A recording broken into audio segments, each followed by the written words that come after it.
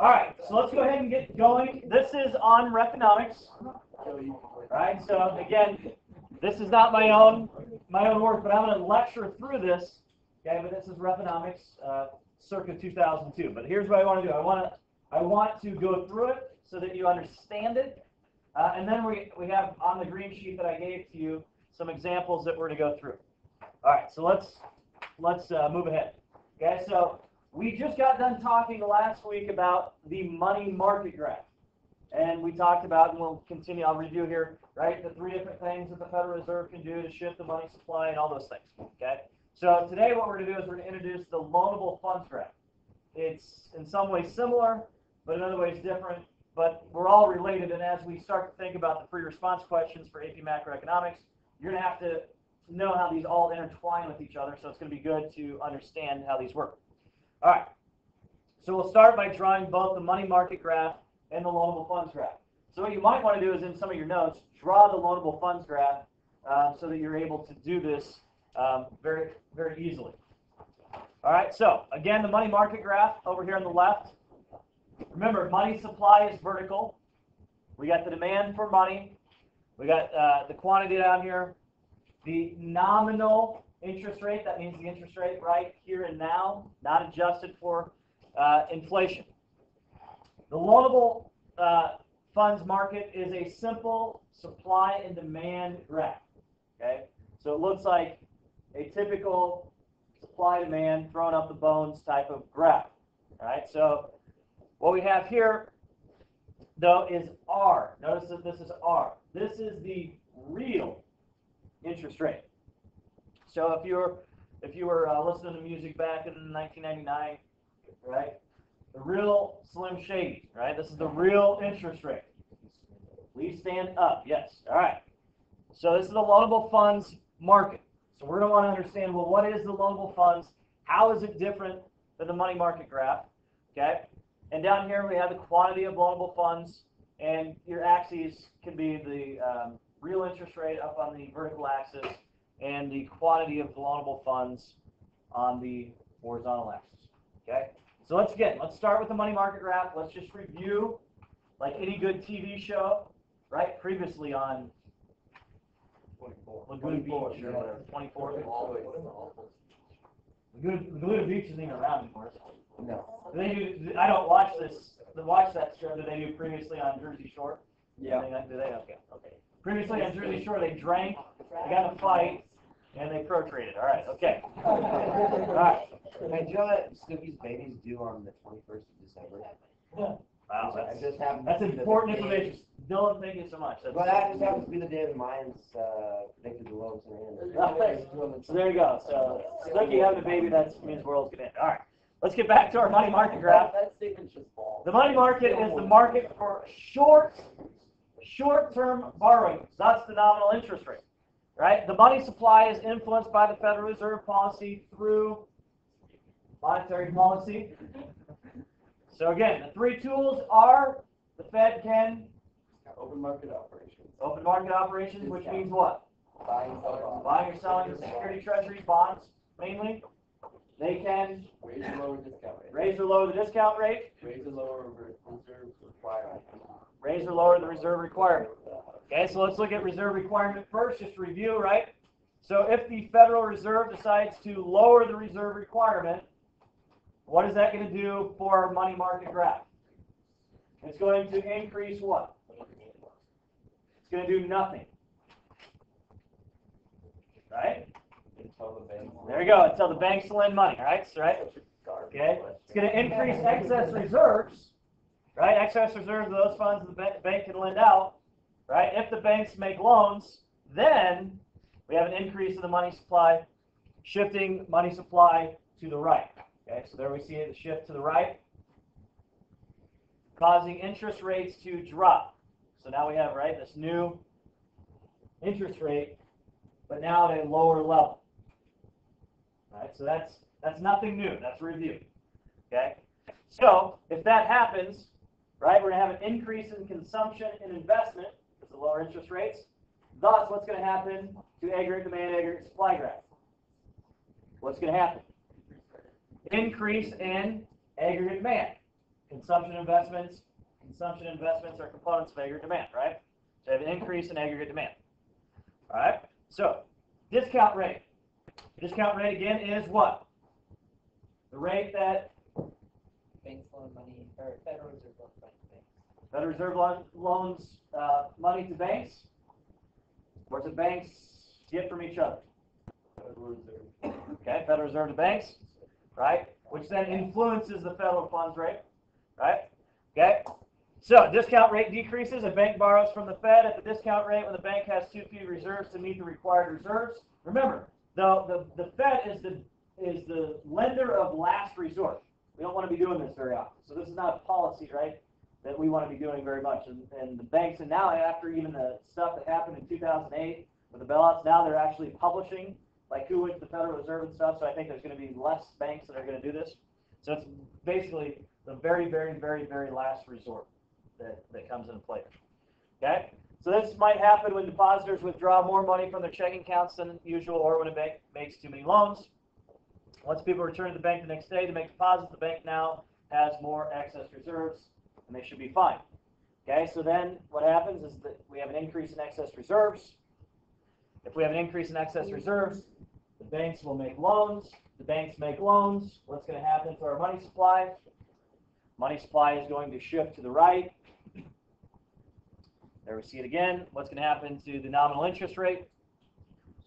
Okay, it's going to decrease. Nominal interest rate decreases. What's going to happen to consumption and investing? It's going to increase. What's going to happen to aggregate demand? Shift to the right, increase. Okay. All right. Now, here's the one that you're going to see most often on the AP exam for free response. You're going to see purchasing or selling of government bonds, right? Open market operation. Open market operation. So Fed purchases bonds. So if they buy bonds, what does that mean? Big bucks. Big bucks. Big bucks, big bucks, no whammy. Stop. What game show? Oh, whammy. No, that's not what the name is. Yeah, it is. Press your luck. There you go. Press your luck. Well, there's two versions of the show. Well, the real version, it's like the real interest rate. The real version is called press your luck. Yeah, the Fed purchases bonds either from banks or from the general public.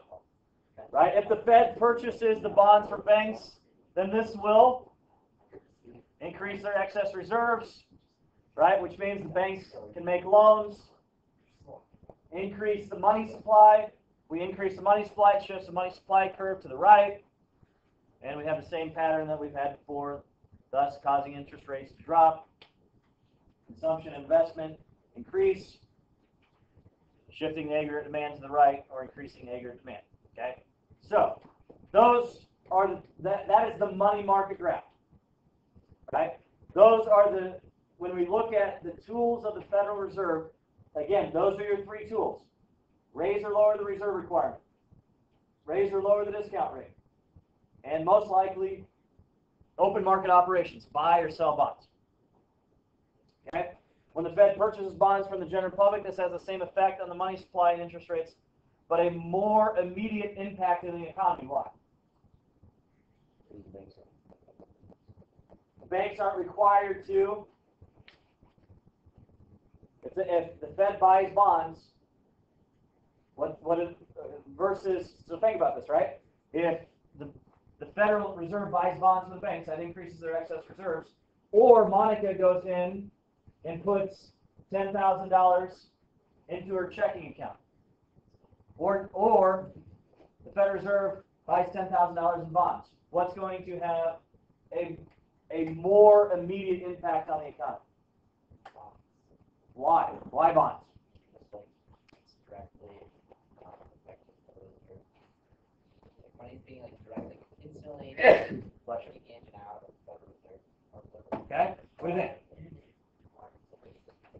No. Very good. You do not need required reserves if the Federal Reserve is buying bonds, right? From the local banks, right? So therefore, there's no reserve requirement. You get to have all $10,000 versus Monica's $10,000 being put in the bank, and the current required reserve is 10%. That means that only $9,000 can be excess reserves, which can be lent out. All right? Okay? So here's the reasons, right? The money is an initial injection in the hands of the general public without having to wait for it to be lent to banks, and the initial injection doesn't have required reserves. So you guys are right, okay? Obviously, the opposite effect happens when the Fed increases the reserve requirement, increases the discount rate, or sells bonds. Okay, so now it's the opposite effect. Okay, this decreases the money supply, right? Which in turn decreases consumption. Right? Interest rates increase. Right? Yada yada yada. All right. So now let's get on to the loanable funds market, because that's the new one. That's our new topic of the day. So let's make sure that we understand, right? So here's how you draw it. A simple demand supply, real interest rate. So the difference, if I ask you, what is one of the major differences between the money market graph and the loanable funds? You can say the money market has a nominal interest rate, the current interest rate right here and now, and the loanable funds has the real interest rate, adjusted over time for inflation. This short-term borrowing, money market graph, loanable funds, long-term borrowing. All right, so let's take a look at it. Like I just said, the loanable funds market represents long-term interest rates, long-term borrowing. So before you write anything down on your number 1, number 2, we shouldn't be there yet. I'll tell you what to write down here. Included in part of the supply of loanable funds is the money supply, M1, from the money market. Okay. For the supply of loanable funds to increase, one, some, or all the following must occur. All right, here's on your green sheet. Here's the 5 things. Okay, so we are looking at the supply. The supply of loanable funds. And that's what we're looking at. So if one or some or all of the following happen, this is going to shift the supply of loanable funds. So let's take a look. Number 1, an increase in the money supply. So, therefore, the interaction between the two, if the Federal Reserve has some type of open market operation where they would, if I'm going to increase the money supply, buy or sell bonds, buy bonds, bigger bucks, it's going to have an increase in the money supply. What's going to happen to the supply of loanable funds? It's going to shift to the right or to the left? Shift to the right. Okay? So number 1 is an increase in the money supply. We'll shift this supply to the right. Okay? Second thing, increase in household savings. Which makes sense, right? Think about this. So all of a sudden, I go from making $50,000 a year to making $200,000 a year because I'm a comedian. I'm pretty funny, so I go out, I start to be a comedian, I go around the circuit, I make $200,000 next year. Stop being a teacher. So I go from $50,000 a year to $200,000 a year. What's going to happen to my savings? My savings account going to decrease, increase, or remain the same? Right? Increase.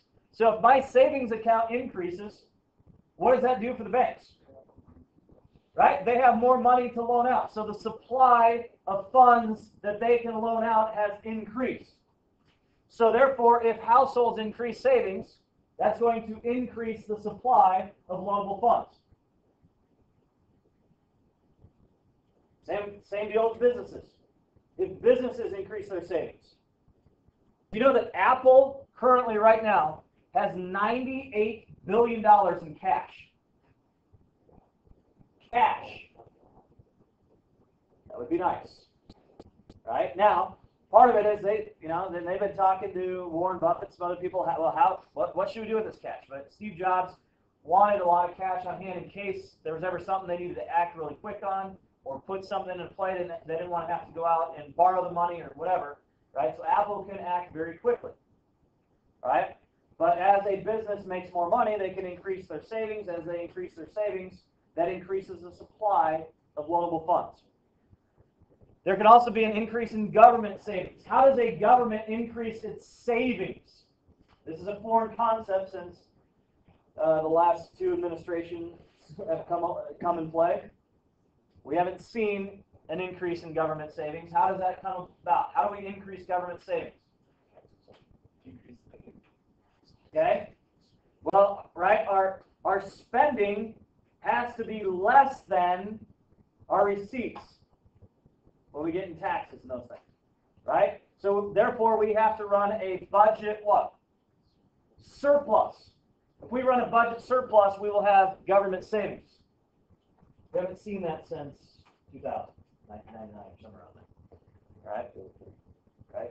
Yeah, under Clinton, we had surplus. Or some, actually, some budget surplus. Okay? And then the last thing is, now think about it. Notice B, C, and D. Do you see a connection with B, C, and D to anything else that we've done in this class? Yeah. What? Where would you connect B, C, and D with? Real GDP. Okay? What do you mean by real GDP? Government spending, the government's in there, and Consumption plus investment plus government spending plus. So what do you think the next one's going to be? It's going to be what? Here, E. Increase in exports.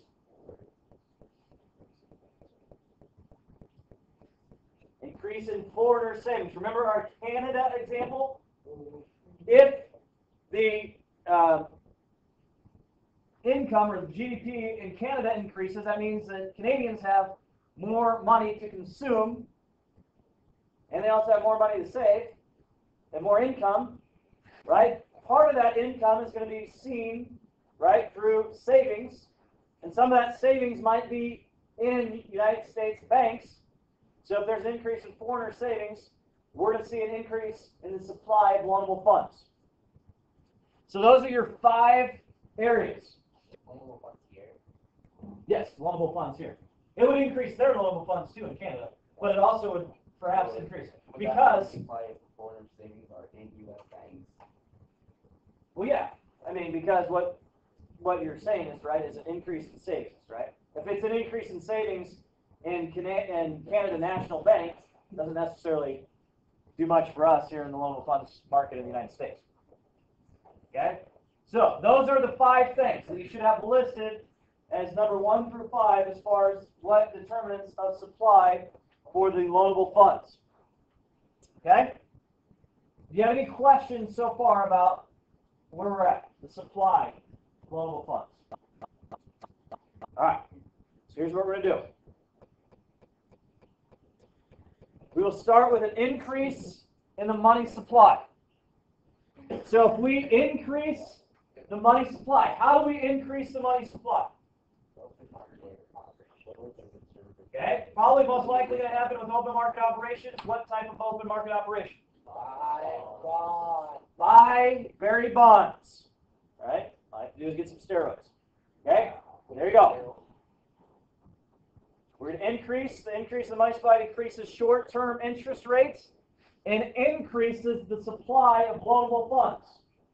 There we go. We've increased the supply of loanable funds, thus decreasing long-term interest rates. Now, let's look at this a little bit more. If the interest rate set in the money market results in investment being greater than savings, then in most cases this will cause the level of national income to grow. So in some different graphs you see Y as the label on the horizontal axis of the ADAS graph. In our case we mostly use Q, quantity, right? But it's the same thing. All right. As national income increases, savings increases, shifting, right? Ceteris paribus, shifting savings supply curve in the loanable funds market to the right. Right? Okay, we follow that logic. So we're basically looking at 3 different graphs here. We're following that logic. Also, many financial institutions may take advantage of the difference between the short-term and the long-term interest rates. There's differences, right? Which one's short-term? Yell it out. Money market. Which one's the long-term? Money market. Loanable. What does loanable start with? L. What does long-term start with? L. L, right? Money market, what does money start with? What does short term start with? Yeah, I don't know. Right? I guess you could say short. Alright. There you go. Alright, so here we go. To do this, they borrow at the short-term rate in the money market and lend it at the long-term rate in the loanable funds market, which usually has a higher interest rate. Right? Usually has a higher interest rate. So, right, they're going to borrow money at a short-term interest rate, maybe 0%, 2%, 1%, and they are going to loan it out at a higher rate of interest, 5, 6, 7, 8%. That's how banks make money, right? We saw that with the recollections of Pine Gulch, right? There we go. That's how they make money, through the loans.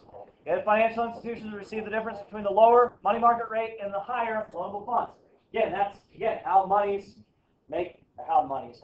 banks make money. Okay, this in turn pushes the long-term loanable funds rate down. Both financial institutions and the borrower benefit from the lower interest rates in the loanable funds market. And until inflation hits, then it's a different story for a different day, for a different chapter, for probably college level economics. All right. So you just learned that the following increases the supply of funds in the loanable funds market. You learned that what? An increase in Savings. money supply. Right? There you go. Each of the following has a similar effect on increasing the supply of loan funds, thus causing interest rates to go down. Right? Same deal. Right? Increase household savings, going to have the same effect. Increase in business savings, going to have the same effect. Increase in government savings, going to have the same effect. Increase in foreigner savings, going to have the same effect. Right? So if you see on my test or on the AP exam, it says something about savings and it says something about the loanable funds graph. Which one of these, supply or demand, are you going to shift? Supply. Savings, supply. Right? It sounds like the name of a country retail store or something, right? Savings supply. Tractor Supply Company or something. All right. So that is looking at supply. All right, so now, let's go back and look at demand.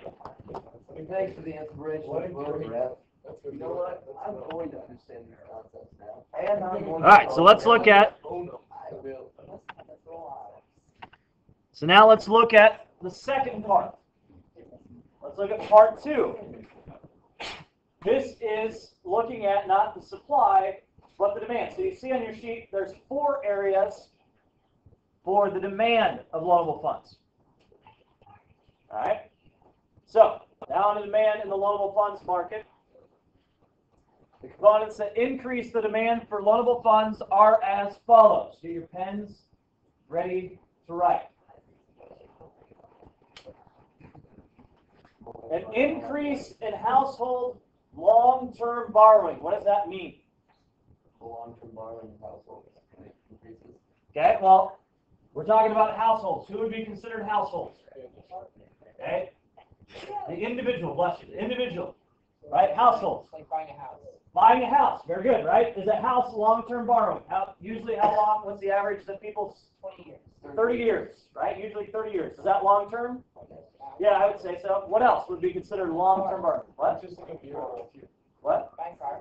A car, right? Buying a car. Again, usually somewhere between 4 to 6 years.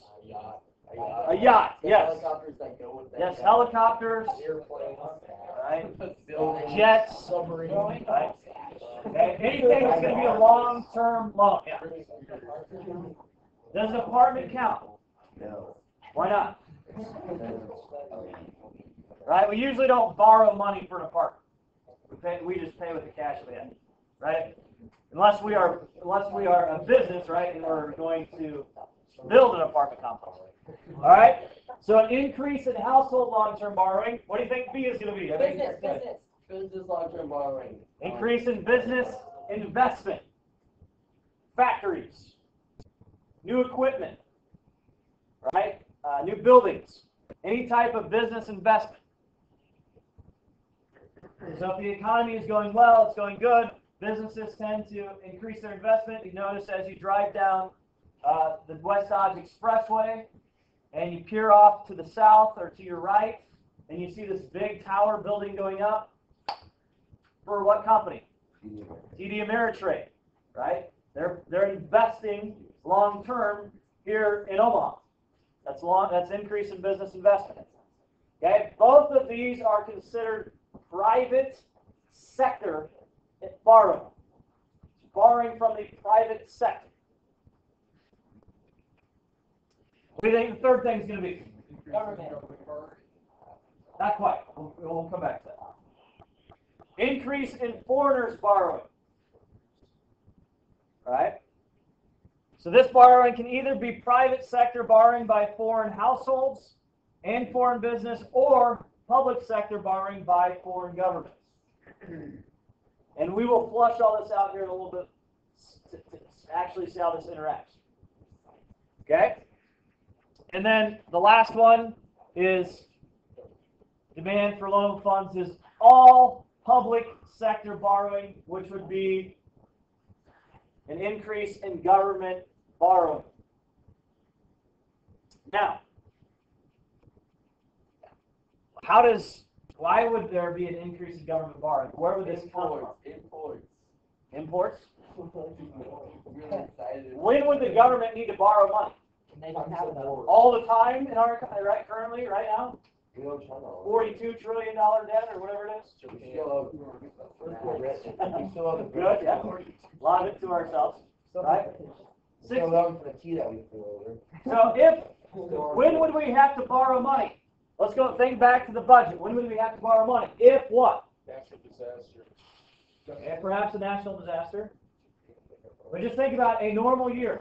Okay, if we have a budget deficit, we're going to have to borrow money, right? We have a deficit. We're not bringing in as much in taxes as we want to spend. So we're going to have to increase government borrowing. Now, let me ask you this question. You guys are really smart, so tell me, right? So if we have an increase in government borrowing, so we increase spending, what's that going to do to the aggregate demand, aggregate supply graph? Increase in what? Demand. Aggregate demand. Now, if the government starts borrowing money, what's it going to do to the loanable funds market? What's it going to do here? Going to decrease. It's going to decrease? It is. Why is that? I was joking. No. It's going to increase. The components that increase the demand for loanable funds are as follows. So we're going to have an increase in government borrowing. It's going to do what? Increase the demand for loanable funds. If we increase the demand for loanable funds, what happens to the real interest rate? Increases. What effect is that going to have on our economy? Going to shrink it. Then in turn be less. This is a major definitional topic that you should know. And there are going to be some questions on our green sheet, I think, that deal specifically with this. All right? Well, an increase in investments, so increase in investments, increase the. But the interest rate is going to increase, therefore less. Well, this is an increase in government borrowing. It will balance out.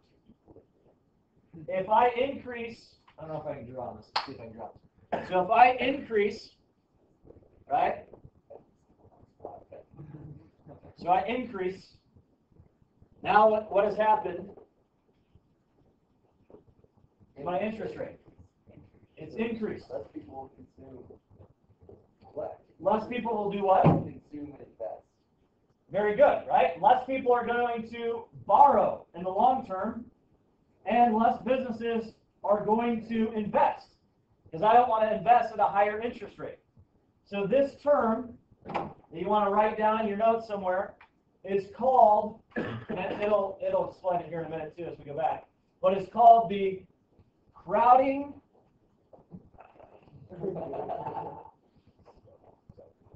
out effect. So what this means is right? Some people would be willing, let's say that our interest rate at equilibrium is 5%. Well, I might be willing to buy a house if I'm getting a 5% interest rate. However, if the interest rate goes from, let's say, 5% to 7%, there's going to be people in that pool at 5% that are getting out of the pool at 7%. So therefore, you've crowded out people because the government has increased its borrowing, thus raising the real interest rate. So let's take a look at how this works out, how this plays out again. So just to review here, let me X out of this here. Okay, so as we come down here. So this happens when the government runs a deficit, must borrow funds to pay for its portion of the spending, just as we talked about. Right? If any of the above happens in the market, demand for loanable funds shifts to right, causing long-term interest rates to rise. So we saw that. There we are. Okay, if the government borrows money in the loanable funds market, this crowds out private borrowing. So understand what the crowding out effect is.